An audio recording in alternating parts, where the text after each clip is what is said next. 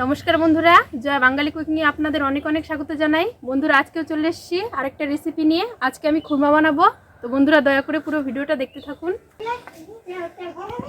তো বন্ধুরা, আমি এখানে হাফ কিলো ময়দা নিয়েছি। এখানে দিয়ে দিচ্ছি সরষের তেল, আপনারা চাইলে সাদা তেলও ব্যবহার করতে পারেন।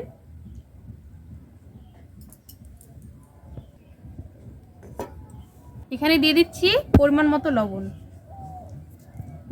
একটু খাওয়ার সোডা। আমি ভালো করে ময়াম দিয়ে নেব। ভালো করে ময়াম দিলে খুরমাটা খেতে কিন্তু খুব মুচমুচে হবে, খেতেও খুব ভালো লাগবে। ময়দা ময়াম দেওয়া হয়ে গেছে, এখন আমি জল দিয়ে দেব। এটাকে কিন্তু শক্ত করে মাখতে হবে।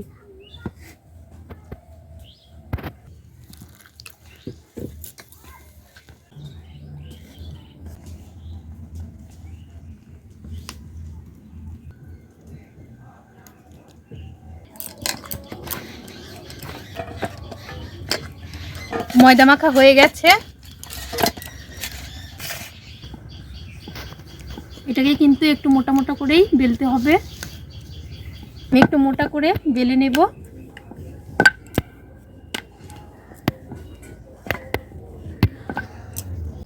আমি এইভাবে প্রত্যেকটা ময়দাগুলো বেলে নেব।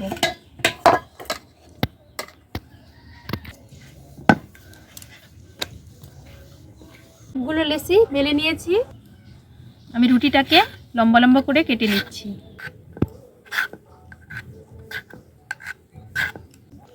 মাঝখান থেকে আমি কেটে দিলাম।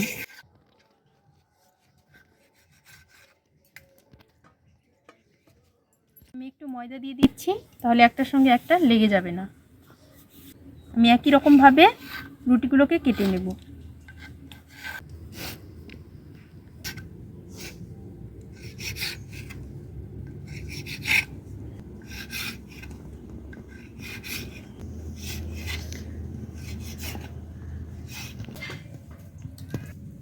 নুন ধরে গেছে, আমি কড়াইতে সরষের তেল দিয়ে দিই। আপনারা চাইলে এখানে সাদা তেলও ব্যবহার করতে পারেন। তেল গরম হয়ে গেছে, আমি কেটে রাখা খুরমাগুলো দিয়ে দিচ্ছি।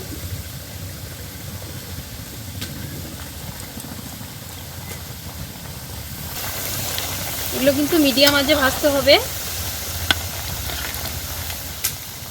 তেলে দিলে আপনা আপনি সবগুলো ছুটে যাবে।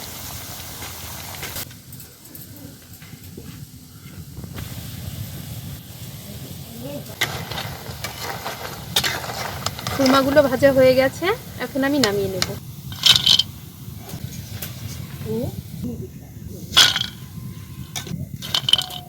রস বানানোর জন্য আমি কড়াইতে জল দিয়ে দিচ্ছি। জল গরম হয়ে গেছে, আমি এখানে 250 গ্রাম চিনি নিয়েছি। চিনিটাকে জলে দিয়ে দিচ্ছি।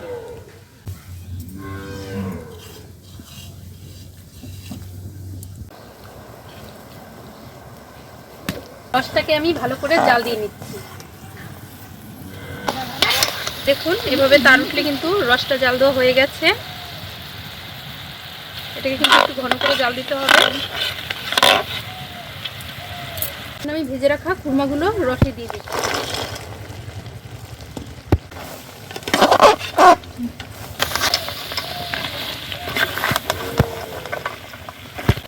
ভালোভাবে নাড়াচাড়া করে রসগুলো মিশিয়ে নেব।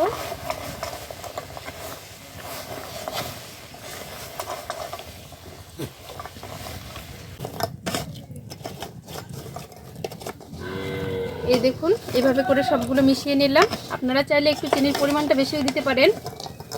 আমি হালকা পরিমাণ চিনি দিয়েছি। এখন আমি নামিয়ে নেব। গরম গরম খুরমা দেখিয়ে দেখি কেমন হলো। গরম গরম খুরমা খেতে কিন্তু খুব ভালো লাগে, খেতেও খুব ভালো হয়েছে। ভিডিওটা যদি ভালো লেগে থাকে, লাইক কমেন্ট শেয়ার সবাই সাবস্ক্রাইব করবেন। সবাই ভালো থাকবেন, সুস্থ থাকবেন। নমস্কার।